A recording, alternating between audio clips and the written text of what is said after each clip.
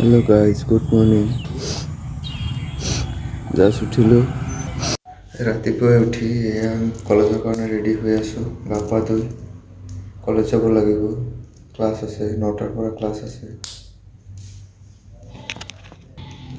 উঠোতে অলপ ভেচলিন লগাই দিলোঁ। ভেচলিনটো মোৰ কাৰণে মেইন হয়। আছিলে উঠালে ভেচলিন লগাই গাইজ কলেজ যাবলৈ ওলাইছোঁ। মোৰ বাইকখন লৈ কলেজ যাবলৈ ওলাইছোঁ।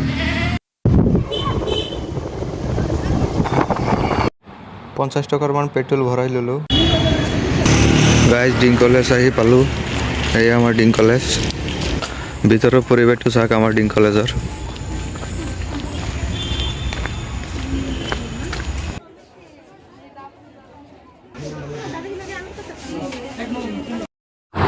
ৰুমত বহি মেমৰ কাৰণে ৱেইট কৰি আছোঁ।